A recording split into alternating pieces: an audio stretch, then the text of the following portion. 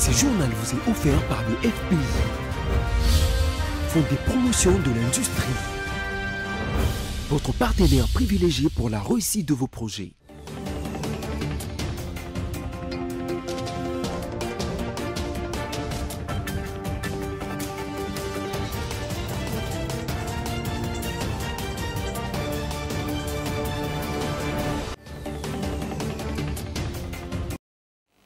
Bienvenue mesdames et messieurs à la grande édition du journal télévisé sur BCTV.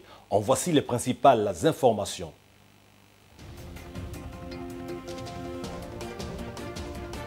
Les journalistes ont été interdits d'accéder au périmètre autour du siège de la centrale électorale durant les sit-ins de l'opposition de ce jeudi 25 mai.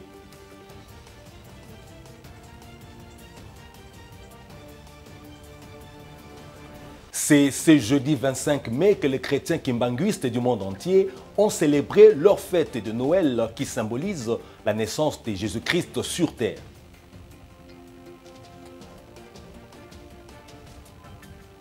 On commence avec la présidence. Le chef de l'État congolais Félix Tshisekedi est arrivé dans la soirée du mercredi 24 mai en Chine pour sa première visite depuis son accession au pouvoir. La coopération économique sécuritaire est au centre de cette visite qui va durer 4 jours. Roger Matadi. Pour la première fois depuis son accession au pouvoir en 2018, le chef de l'État congolais Félix-Antoine Tshisekedi Tshilombo a visité les sols chinois, plus précisément à Pékin, la capitale. Accompagné de plusieurs membres du gouvernement, entre autres, le vice-premier ministre de la Défense et celui des Affaires étrangères, la ministre d'État à l'Environnement, le ministre des Finances, des Mines, du Numérique, des Infrastructures, de l'Aménagement du Territoire et celui de la Communication et Médias, dans le cadre de la coopération économique et sécuritaire entre la Chine et la République démocratique du Congo. Ce 26 mai, Félix Tshisekedi va rencontrer son homologue chinois Xi Jinping afin de discuter de la redynamisation des relations bilatérales sino-congolaises. Dans son agenda figurent également des échanges à caractère économique avec les entreprises chinoises. Cette rencontre des deux chefs d'État et la signature de plusieurs protocoles d'accords bilatéraux seront suivis dans quelques mois par la signature d'un accord cadre entre les deux pays, la convocation de la grande commission mixte et l'invitation pour une visite d'État en RDC du président chinois avant la fin de l'année 2023. Ici, de noter qu'après Beijing, le chef de l'État congolais est attendu à Shanghai, Shenzhen et Hong Kong où il va boucler cette visite des 4 jours.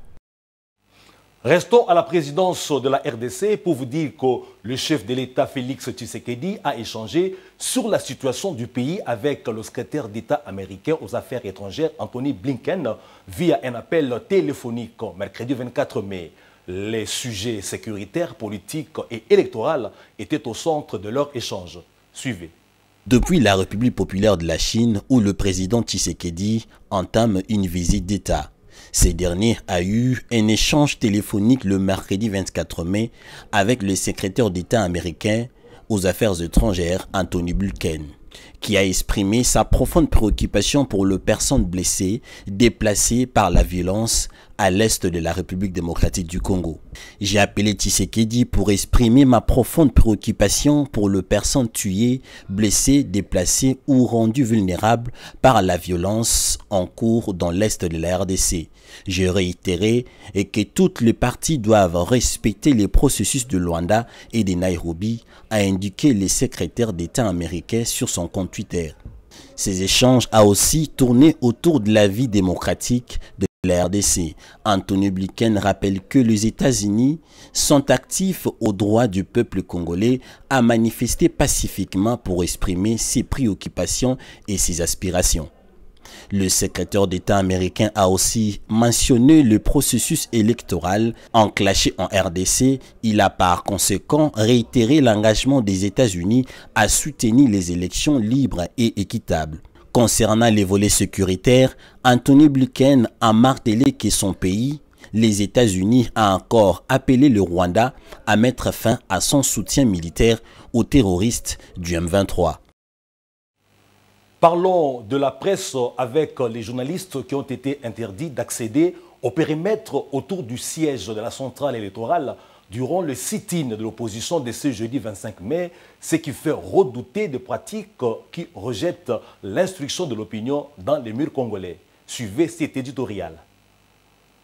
Plusieurs sites dont congoguardian.com ont écrit sur la situation aux alentours du siège de la centrale électorale nationale indépendante CENI. Selon ces sites, depuis les premières heures de ce jeudi 25 mai, la police nationale congolaise a établi un périmètre d'exclusion au centre-ville de Kinshasa-Gombe pour empêcher le sit-in que l'opposition doit tenir ce jour devant le siège de la CENI.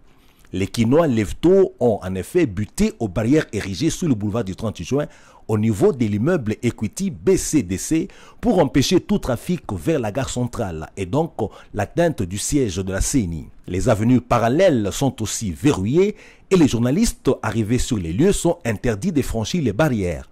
Un dispositif policier surveille les journalistes pour les empêcher de tromper leur vigilance. La scène s'observe côté BCDC sur le boulevard où semble se trouver le commandement de ces dispositifs policiers. Même situation du côté de la gare centrale où tous les faisceaux d'avenues venant de l'est de la ville est également verrouillé. Le détail, les journalistes arrivés sur les lieux sont interdits de franchir les barrières et ce qui étonne, après toute la parade de bonne volonté dont fait montre l'exécutif national pour réhabiliter la profession de journaliste. Une attitude qui ressemble à de l'obscurantisme car elle empêche les journalistes d'avoir accès à l'information à diffuser dans les médias. Une situation qui fait réfléchir sur les raisons qui poussent le pouvoir à afficher telle attitude. Craint-il que la vérité sur le comportement des forces de l'ordre envers les manifestants soit connue? Se demande-t-on du côté des analystes, car si on n'a rien à cacher ou rien à se reprocher, on ne peut pas empêcher les journalistes d'avoir accès à l'information. On peut même appréhender que la mesure fasse plus de mal que de bien au pouvoir, car l'opinion risque de lui prêter de mauvaises intentions. La politique, c'est avec le Parti du Peuple pour la Reconstruction et la Démocratie, PPRD en sigle, qui, à travers un communiqué, a refusé d'endosser la responsabilité des bavures et actions inciviques lors de la marche du 20 mai, tel que le lui impute le vice-premier ministre, le ministre de l'Intérieur, Peter Kazadi. Suivez. Réagissant au point de presse tenu 24 mai 2023 à Kinshasa par le vice-premier ministre et ministre de l'Intérieur Peter Kazadi qui l'accuse d'avoir orchestré des bavures et des actions inciviques lors de la marche du 20 mai, le Parti du Peuple pour la Reconstruction et la Démocratie PPRD a à son tour accusé l'Union pour la démocratie et le progrès social UDPS et sa branche, la milice appelée Force du Progrès, qui, à en croire le PPRD, continue de semer la terreur et les attaques ciblées de certains compatriotes dont la ville de Kinshasa et à travers tout le territoire national.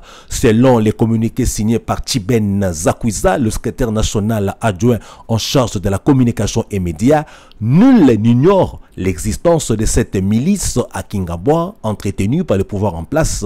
Celle-ci a migré en brigade spéciale de l'UDPS, communément appelée Force du Progrès. Dans la conclusion de ce communiqué, le PPRD a réitéré son soutien indéfectible à l'ensemble de l'opposition tout entière pour bloquer les dérives dictatoriales de Félix Tshisekedi.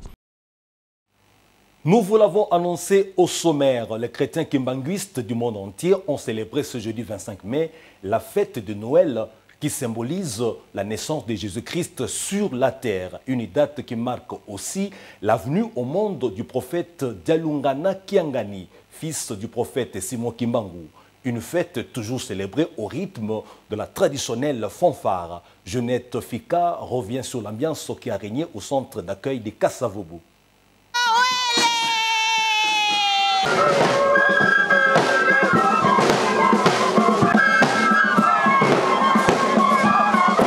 À Kinshasa, comme en Kamba, la ville sainte de Kimbanguiste, la Noël a été fêtée comme chaque année. De nombreux fidèles venus de toutes les paroisses avec leurs fanfares, tambours et flûtes ont inondé les rues de Kinshasa pour atteindre le centre d'accueil Kimbanguiste dans la commune de Kasavubu, temple de l'église de la capitale. La fanfare qui demeure un véritable symbole, voire même patrimoine de cette religion, était au rendez-vous.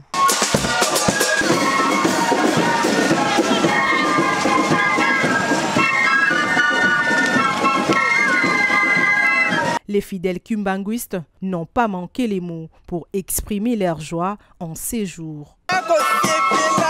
Et c'est makasi maman et c'est makasi parce que tu as fêté mbotama yankolo Yesu le Christ noir papa Dialungana. C'est un grand jour pour nous aujourd'hui.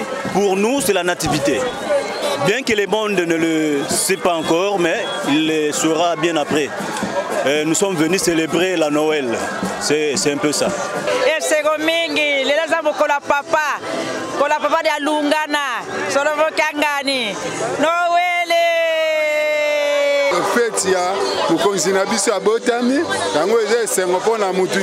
Rappelons que si en 1999, le 25 mai, à minuit, en Kamba, que le chef spirituel de cette église, Dialungana Kiangani, avait souhaité joyeux Noël aux fidèles présents. Une date prédite en 1992 par les bâtisseurs de l'église et chef spirituel Diangenda Koutima Joseph. Il s'y est dénoté en outre que la date du 25 mai correspond à la date de la naissance de Dialungana Kiangani, deuxième fils du prophète Simon Kimbangu.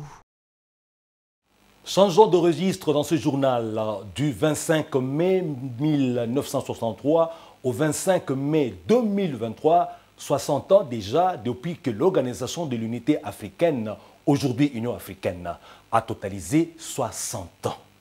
Cette organisation panafricaine a vu le jour à Addis Abeba en Éthiopie dans l'objectif de favoriser l'unité et la solidarité en Afrique et combattre le colonialisme. Retour sur l'histoire de l'Union africaine dans ce récit qui nous est brossé par Yves Mayele. L'Organisation de l'Unité africaine, l'ancêtre de l'Union africaine, voyait le jour à Addis Abeba en Éthiopie, il y a 60 ans. Un moment marquant dans l'histoire de l'intégration africaine. Ces jours-là, 32 chefs d'État et de gouvernement parviennent enfin à se rassembler et à s'entendre autour d'un projet commun. Ils signent dans la nuit du 25 au 26 mai 1963 la Charte de l'Unité africaine. Ces textes prônent l'égalité souveraineté des États membres, la non-ingérence et le respect de l'intégrité territoriale. Objectif, favoriser l'unité, la solidarité de l'Afrique et combattre les colonialismes.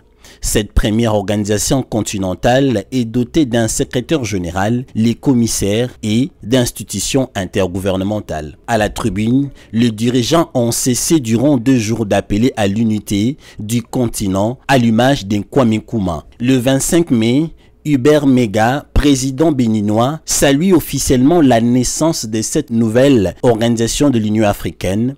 La conférence au sommet des chefs d'État et gouvernements africains indépendants, heureux de la réussite totale de cette conférence qui comble l'espoir de l'unité si longtemps cassé par le peuple africain. Cette charte voit le jour grâce au travail mené dans l'ombre par les nombreux ministres et hauts fonctionnaires, des diplomates de second plan formés en Europe et aux États-Unis qui sont depuis 1945 très présents dans les congrès panafricains organisés en Europe et sur les continents.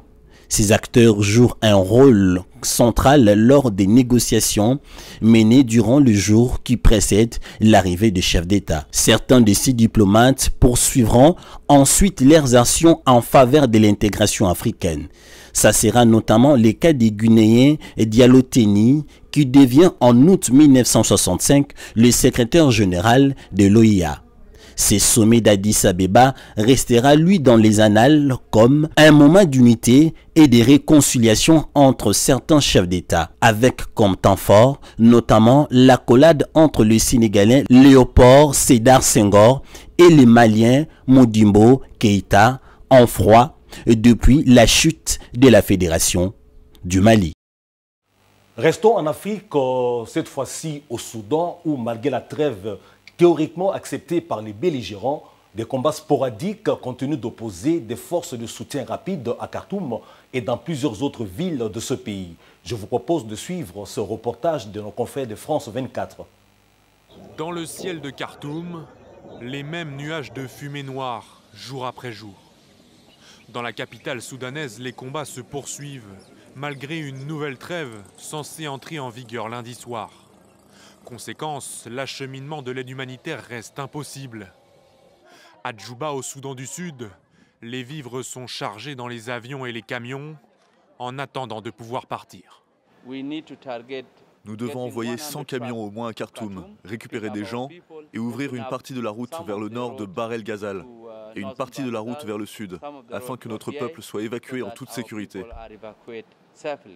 Le cessez-le-feu conclu en Arabie Saoudite devait également ouvrir des couloirs humanitaires sécurisés pour évacuer les milliers de civils toujours coincés au milieu des combats. Des civils particulièrement vulnérables, plusieurs dizaines de cas de violences sexuelles ont déjà été répertoriés par l'ONU, qui lance un nouvel appel désespéré à l'arrêt des hostilités. Général Abdel Bourhan, général Dagalo, vous devez donner des instructions claires, sans équivoque, à tous ceux qui sont sous votre commandement. Leur dire qu'il y a une tolérance zéro pour les violences sexuelles, que les auteurs de toutes les violations seront tenus responsables. Les civils doivent être épargnés et vous devez arrêter cette violence insensée maintenant. Le conflit qui a éclaté le 15 avril dernier a déjà fait plus de 1800 morts et déplacé plus d'1 million de personnes selon l'ONU.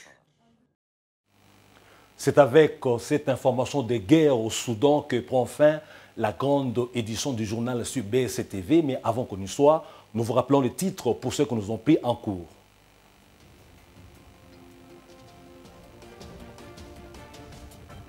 Les journalistes ont été interdits d'accéder au périmètre autour du siège de la centrale électorale durant les sit-ins de l'opposition de ce jeudi 25 mai.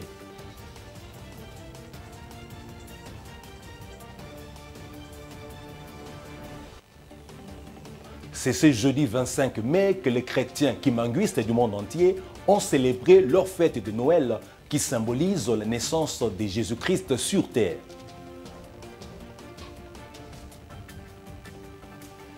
Tout le plaisir a été pour nous de vous présenter, mesdames et messieurs, cette grande édition du journal sur BCTV. Merci de votre fidélité à la chaîne de l'émergence de la République démocratique du Congo. Au revoir.